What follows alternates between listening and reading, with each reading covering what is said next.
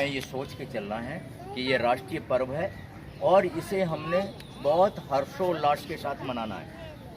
जिस तरह से कि देश में घोषणा हुई थी कि 13 तारीख से लेकर और 15 तारीख तक हम लोग अपने अपने घरों पर राष्ट्रीय ध्वज लगा करके अपने इस उत्सव को मनाएं और पूरे भारतवर्ष ने हर्षोल्लास के साथ इस पर्व को मनाया। और आज लाल किला की प्राचीर से हमारे देश के प्रधानमंत्री जी ने देश को संबोधन किया और देश को संबोधन करते समय उन्होंने देशवासियों से संकल्प लिया है। आज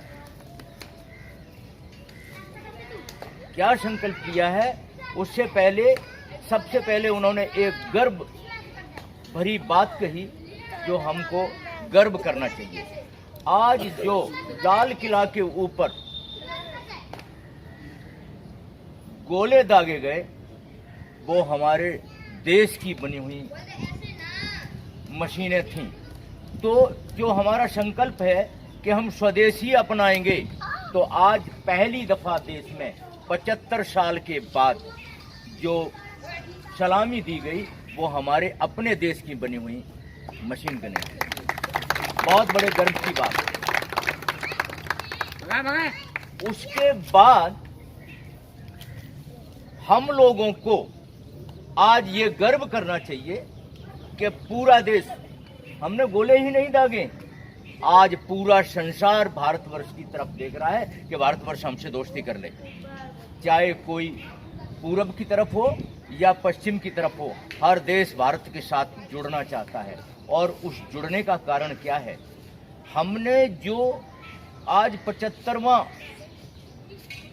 दिवस मनाया है उसको देखकर पूरा संसार स्तब्ध है कि हम इतनी प्रोग्रेस कर चुके हैं। और आने वाले दिनों में, आने वाले दिन कितने? 25 साल के अंदर हम देश की सर्वशक्तिमान शक्ति बन जाएंगे। ये हमको मोदी जी ने आज संकल्प दिया। और सर्वशक्तिमान शक्ति हम कब बन सकते हैं? जब हम अपने आप को सर्वशक्तिमान करेंगे। कोई भी देश तब सर्वशक्तिमान होता है जब उस देश के नागरिक सर्वशक्तिमान होते हैं। इसलिए आज हमें ये संकल्प लेना चाहिए कि हम अपने आप को गौरवान्वित फील करें कि ऐसे भारतवर्ष में हम पैदा हुए हैं। हमें ये गर्व जाहिर होना चाहिए कि हम ऐसे देश में पैदा हुए हैं जिस देश की तरफ पूरा संसार देख रहा है। उसके बाद आज पूरे जो हमारे अखंड भारत के साथी थे, जो हमारे अखंड भारत के लोग थे जो हमसे अलग हो गए, उन लोगों को भी हमें सम्मानित करके अपने साथ समाहित करना चाहिए। उसका सबसे बड़ा एक उदाहरण क्या था? अभी शुरू में ही श्रीलंका को भारतवर्ष ने इतनी मदद की कि अपने देश को इतनी मदद नहीं की जितनी कि उनको मदद की। इसी तरह से कोई भी देश होने दो, उस देश की मदद हमारा देश करता है। इसलिए करता है कि हम वसुधैव कुटुंबकम की भावना से जीवित रहते हैं। इसलिए किसी भी इंसान को अगर किसी भी प्रकार का किसी भी देश में कोई संकट है तो सबसे पहले भारतवर्ष खड़ा होता है। तो इसलिए हमें ये गर्व है कि भारत की तरफ आज देख रहे हैं। उसके बाद हमारे देश में एक विश्वविद्यालय था, शायद उसका नाम आप लोगों ने सुना होगा। क्या नाम था? नालंदा विश्वविद्यालय।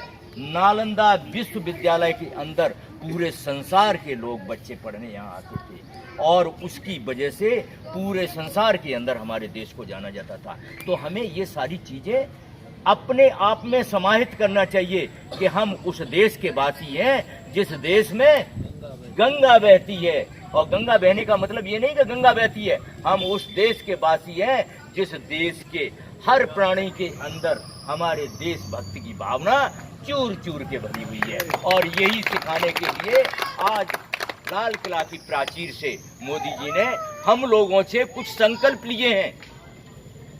हम 25 साल में, अगली 25 साल में अगर विश्व गुरु बनेंगे तो विश्व गुरु का मतलब हम ये नहीं है कि हम ऐसे करके फायर से बनेंगे। हम लोगों का दिल जीत के करेंगे, हम लोगों की मदद करके करेंगे, हम मानवता का पाठ पढ़ा के करेंगे। और ऐसी पाठ और शिक्षा अगर हम लोगों को दे पाएंगे तो हम ये समझेंगे कि हम विश्व गुरु बनने के काबिल हैं और उसकी तरफ हम अग्रसर हो रहे हैं। इसलिए मोदी जी ने आज हमारी सरकार के माध्यम से हम लोगों से, हम नागरिकों से 5 प्रण लिए हैं। अब वो 5 प्रण क्या है वो मैं धीरे से अपनी डायरी निकाल लूं और वो आपको बता देता हूं। ये प्रण ऐसे नहीं कि मैं, ये 5 प्रण क्या हैं। तो सबसे पहला प्रण है कि हम इस देश को विकसित करेंगे। क्या करेंगे? विकसित करेंगे। ये सरकार नहीं विकसित कर सकती। मोदी जी का कहने का मतलब यह है कि अगर कोई चाहे कि कोई सरकार इस देश को विकसित कर देगी, बहुत भुलावे में हैं हम। इसलिए इस देश को विकसित करने के लिए किसे आगे आना पड़ेगा? हम सबको। और जब हम सब आगे जाएंगे तो ये देश विश्व गुरु बनेगा और देश की मदद के लिए आगे तत्पर होकर खड़ा रहेगा। इसलिए पहला हमारा संकल्प क्या है कि हमें अपने आप को जगा के और इस देश को विकसित करने के लिए जो भी योगदान, जिस पटल पे हम खड़े हैं उस पटल से देश का योगदान करते रहेंगे। ऐसा नहीं है कि भैया जो है ना गौड़ साहब तो कर रहे हैं और हम तो यार एक नींद और झटका ले लें सवेरे का तो चल जाएगा काम। ऐसा नहीं। देश विकसित होगा तभी जब हम सब जगेंगे। पहला प्रण मोदी जी ने ये लिया है। दूसरा प्रण लिया है कि हम लोग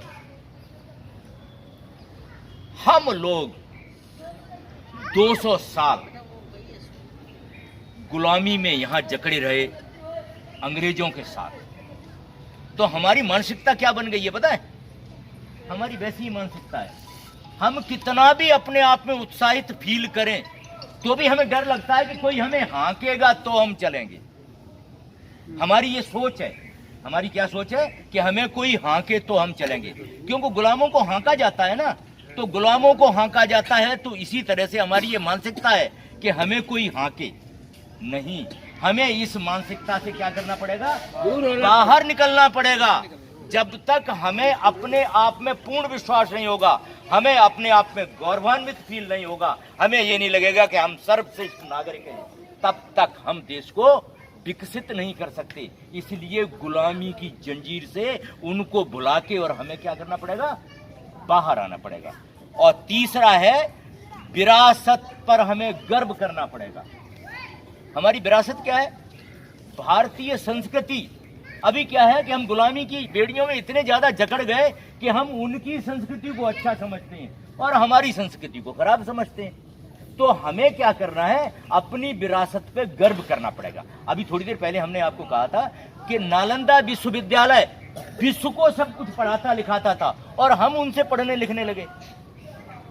इसलिए हमें अपनी विरासत पे गर्व करना पड़ेगा। हमारी विरासत क्या है? 2 एक उदाहरण मैं देता हूं। पहली हमारी विरासत यह है कि हमारे ऋषि मुनियों ने हमें योग सिखाया, हमें ब्रह्मचर्य सिखाया।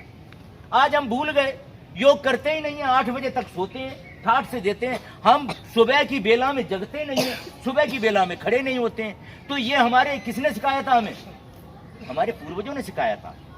अगर आपको वैसे समझ में नहीं आता तो ऐसे समझो, क्वार के महीने में सवेरे 4 बजे जो है ना किसान जोत चला जाता था और 9 बजे जैसे ही कड़ाके की धूप पड़ती थी अपने घर आ जाता था। तो ये किसने सिखाया? हमारे पूर्वजों ने सिखाया। ये हमारी संस्कृति थी।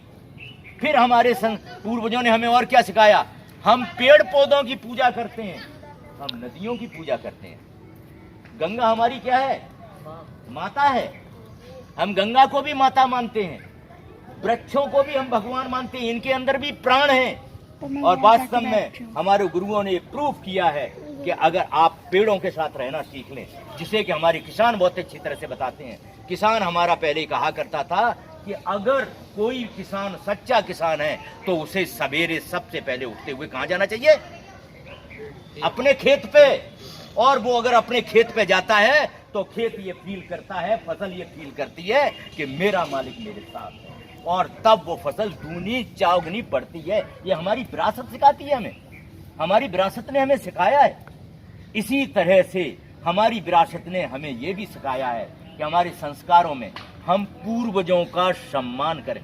पूर्वजों का हम अपने वृद्धजनों का सम्मान करें।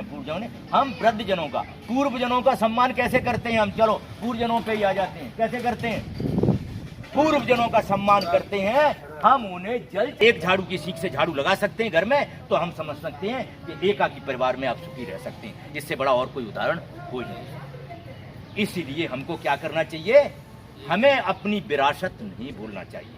ये तीसरा प्रण है। और चौथा प्रण है एकता और एकजुटता। जब हम सोने की चिड़िया थे तब हम एकजुट थे, और जब हमारे अंदर एकता और एकजुटता खत्म हुई तो हम क्या हुए? गुलाम हुए भाई साहब, गुलाम। आप याद करो ना, हमारे राजा महाराजा लोग आपस में क्या कर गए? कर्तव्य। पांचवा क्या है? हमारा कर्तव्य। इन 5 प्रणों को पूरा करने के लिए हमारा कर्तव्य क्या होना चाहिए? हमारा कर्तव्य क्या होना चाहिए? एक छोटा सा उदाहरण मैं देता हूं। गवर्नमेंट से हम ये उम्मीद तो करते हैं कि हमें 24 घंटा बिजली मिले, करते कि नहीं करते? लेकिन ये उम्मीद हम अपने आप से नहीं करते हैं कि अगर बिजली की जरूरत नहीं है तो स्विच ऑफ कर दें। ठीक बात है ना साहब? खपत को अननेसेसरी वेस्ट करते हैं, ये हमारे कर्तव्य में आता है। हमें अपने कर्तव्य का भी निर्वहन करना चाहिए। दूसरी बात, आपने बिजली सुनी, और दूसरी बात है जीवन प्राण दान जल। जल हमारे जीवन के लिए इतना ज्यादा जरूरी है कि एक क्षण भी हम बगैर जल के जी नहीं सकते। और हम जल जितनी हमारी आवश्यकता है उससे कई गुना ज्यादा वेस्ट करते हैं। ये हम अपने अपने दिलों पे हाथ रख के देखें कि देश के अंदर जल का दोहन कितना हो रहा है। अभी हम जींद में गए थे, एक आदमी ने हमें उदाहरण दे डाला। जींद एरिया के अंदर पूरा का पूरा धान होता है, पूरा धान होता है, और जलमग्न धरती थी। हम अभी कल वैष्णो माता से आए, 25 रुपए की पानी की बोतल। कितने की? एक बोतल पानी का दाम कितना है? कितनी बोतलें भर जाएंगी एक खेत से? खाली साफ ही तो करना था, पानी तो वो शुद्ध ही था ना। कितनी बोतलें भर जाएंगी? अब आप थोड़ा सा अंदाज लगाइए कि 1 किलो चावल का दाम अगर पानी के दाम के साथ जोड़ दिया जाए तो कितना हो जाएगा? समझिए ना क्या मतलब इसका। अगर हम 1 किलो चावल के ऊपर पानी का दाम जोड़ दें तो भाई साहब चावल कोई नहीं खरीदेगा, कितना कॉस्टली हो जाएगा। इसलिए जल की एक एक बूंद, जितना हमें जल जरूरी है उतना ही हम जल का निर्वहन करें। तो ये 5 प्रण हैं, और इन 5 प्रणों को आप अपनी टीवी पे फिर देखना जाके आपको समझ में आ जाएगा। और हमें अपने अंदर आत्मसात कर लेना चाहिए। अगर हम देश को विश्व गुरु बनाना है, या देश का हमने कोई काम करना है, या हमारा कोई कर्तव्य है इस देश के लिए। साथ ही साथ एक बात और है, जो कि अभी अभी आपने जो है ना, कौन से गेम हुए थे? Commonwealth game. देखो महाराज, कॉमनवेल्थ गेम के अंदर वर्ल्ड जो है ना रिकॉर्ड बना, मैं इंडिया रिकॉर्ड बनाया है महिलाओं ने। तो क्या पहले महिलाएं नहीं थी हमारे देश में? महिलाएं पहले भी थी, महिलाएं आज भी थी। और इस देश को अगर परम वैभव तक ले जाना है तो मैं ये मान के चलता हूं, हम लोग ये मान के चलते हैं कि महिलाओं के सहयोग और महिलाओं के योगदान के बगैर ये देश विश्व गुरु नहीं हो सकता। नहीं।